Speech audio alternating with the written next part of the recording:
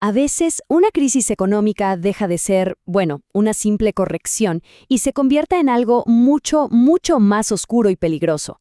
Hoy vamos a meternos de lleno en eso, cómo una depresión puede empezar a alimentarse a sí misma hasta volverse una espiral totalmente destructiva.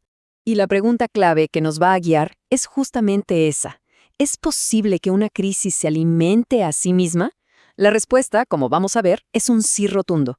Y entender el cómo es fundamental para comprender algunas de las peores crisis de la historia, como la Gran Depresión. Bueno, para entender esto, primero hay que distinguir dos cosas.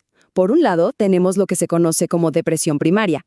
Pensemos en esto como una corrección. Sí, es dolorosa, pero a veces hasta necesaria para la economía. Pero el verdadero peligro, el verdadero villano de esta historia, es la depresión secundaria. Esto ya no es una corrección, es una espiral que nos aleja cada vez más y más de la recuperación. Entonces, ¿cómo arranca esta espiral? El primer dominó en caer casi siempre es lo que se conoce como una recesión de balance. Veamos de qué se trata. A ver, imaginemos el balance de una empresa o de una familia, ¿no? Antes de que todo explote. Tienen activos por valor de 1,000, deudas por 800 y, por lo tanto, sus fondos propios, o sea, su patrimonio neto, es de 200. Hasta acá, todo en orden, se ve saludable. Pero de repente llega la depresión. El valor de sus activos, no sé, una casa, acciones, cae un 30%. De golpe, sus activos ahora valen solo 700. Y acá viene el punto clave. Su deuda, esa no bajó. Sigue siendo de 800. Y miren lo que pasa con sus fondos propios. Se desploman a un valor negativo, menos 100. Menos 100. Aunque legalmente no estén en bancarrota, la realidad económica es que esta familia o empresa está totalmente descapitalizada. Es insolvente, y lo saben ellos y lo saben sus acreedores. La situación real es esta. Y claro, esto cambia por completo su comportamiento. Su prioridad número 1 ya no es buscar inversiones rentables, aunque existan. La única obsesión es usar cada centavo de ganancia para pagar la deuda y volver a tener un patrimonio positivo. ¿El resultado? Se deja de invertir, y eso obviamente frena toda la economía. Pasemos al siguiente paso, porque este problema en los balances hace que caiga el segundo dominó. El crédito simplemente se evapora.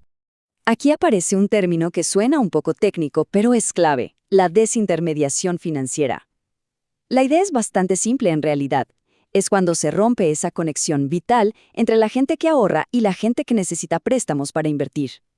¿Y por qué se rompe? Casi siempre porque los intermediarios, o sea, los bancos, empiezan a quebrar. Y esto lo ilustra a la perfección. El flujo de dinero se corta en seco. Los ahorradores no pueden hacer llegar su dinero a través de los bancos que están quebrando.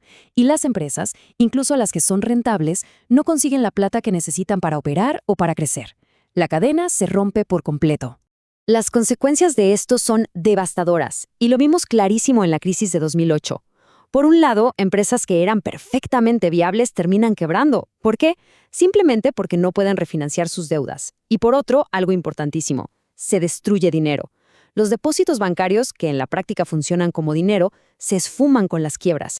Y esta destrucción de dinero nos lleva al clímax de la crisis, a la caída final del último dominó, la peligrosísima espiral de deuda y deflación. A ver, con menos dinero circulando y una incertidumbre total, pasa algo que se llama fuga hacia la calidad. Básicamente, todo mundo quiere guardar el activo más seguro que existe, el efectivo, en lugar de arriesgarse a invertirlo. Esta mezcla explosiva provoca que los precios empiecen a caer, y a eso se le llama deflación. Suena bien que las cosas sean más baratas, ¿no? Pues en este contexto es una trampa mortal. Y aquí tenemos el círculo vicioso. Miren, los precios caen, lo que hace que el valor real de las deudas que ya existían se sienta mucho más pesado. Esto provoca más impagos, más quiebras.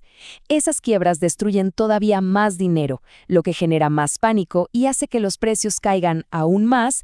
El ciclo se retroalimenta una y otra vez. Ahora, lo que es realmente increíble de este ejemplo es cómo lo pone en números. Fíjense en esto.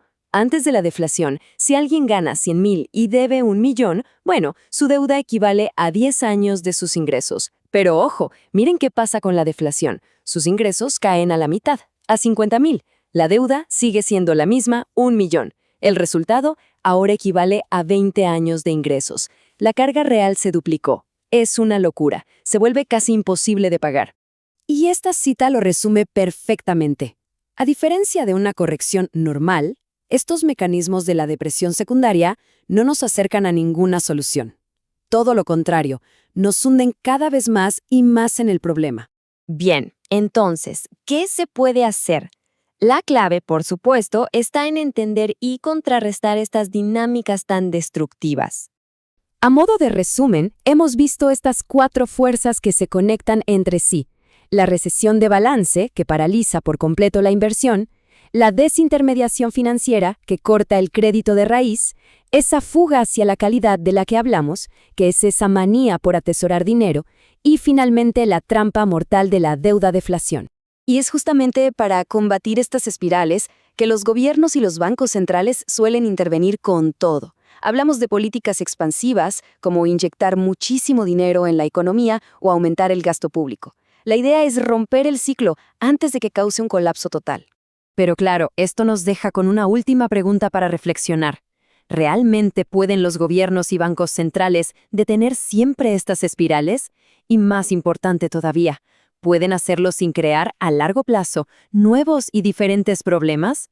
Una cuestión que sin duda sigue en el centro de todo el debate económico actual.